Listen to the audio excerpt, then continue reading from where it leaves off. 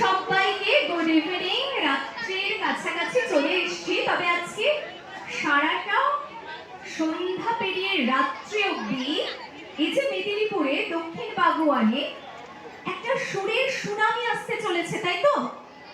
হ্যাঁ, এমন দুজন মানুষ আজকে আছে যাদেরকে তোমরা টিভি পর্দায় দেখো, বারবার ইউটিউব চ্যানেল ঘুরে দেখা হয়। সেই রকম দুজন মানুষকে আজকে তোমরা সামনে থেকে শুনবে। তার জন্য খুব খুব খুব আনন্দ করে একটা জোরে বলো তো, আমরা সবাই রেডি? আরো আরো এইদিকে পুচকি গুলো বলছে, একবার বলো না, আমরা সবাই রেডি? একদম। আজকে আসছে কারা? আজকে আসছে ইন্ডিয়ান আইডল সিজন 14 এর সেই দুষ্টু মিষ্টি হাসি, তার সাথে একদম পাওয়ার প্যাক ভয়েস নিয়ে অনুষ্কা ব্যানার্জি, আর তার সাথে সিজন 15 এর বিশ্বরূপ ব্যানার্জি। আমার নাম হচ্ছে রিচা দাস শর্মা, আমি এসেছি কলকাতা থেকে। আর এই সমগ্র অনুষ্ঠান যার জন্য হয়েছে, একদম এক আকাশের তলায় আমরা যে একসাথে মিলিত হয়েছি, তিনি হচ্ছে শ্রী জয়দেব ধারা, আমাদের সকলের প্রিয় জয়দেব দা। জয়দেব দার জন্য একটু জোরে হাসালে ভালো লাগছে। আচ্ছা, যতক্ষণ আসছে এই যে ছোট ছোট পুচকিগুলো আছে, আমি মেদিনীপুরের আগে অনেকবার এসেছি, জানো তো? মেদিনীপুরকে বলা হয় কি সব থেকে বেশি সংস্কৃতিপূর্ণ জায়গা। মেদিনীপুরে অনেক কিছু আছে, আমাদের বিদ্যাসাগর আছেন, সবাই আছেন। তোমরা আমার কাছ থেকে একটা কবিতা শুনবে?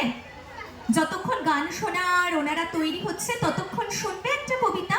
এই তোমরা বললে আমরা শোনাবো। শুনবে? একটু বলো না। এই সামনের ছোটগুলোকে জিজ্ঞাসা করছি, শুনবে কবিতা?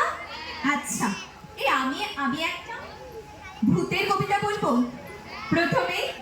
হ্যাঁ, ছোটদের জন্য তাই গিয়েছিলাম জরুরি কাজে, তার ছুরি ট্রেন আটকে গেল।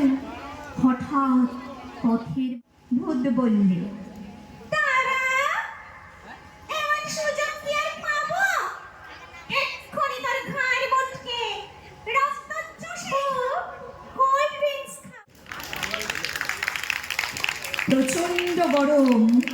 প্রচন্ড গরম পড়েছে, তার জন্য একটু কোল্ড ড্রিঙ্কস খাওয়া চলে। দেখি এখান থেকে একবার বলতো তোরা, এই যে দুজন আসছেন তাদের নামটাকে ধরে আমি একবার দেখে নিই। হ্যাঁ, কাদের দিকটাতে বেশি জোর? এই দিক থেকে একটুখানি অনুষ্কা অনুষ্কা করে একটু আওয়াজ হোক তো জোরসে। অনুষ্কা অনুষ্কা। আচ্ছা, এই দিক থেকে একটু বিশ্বরূপ বিশ্বরূপ করে জোরে আওয়াজ হোক তো।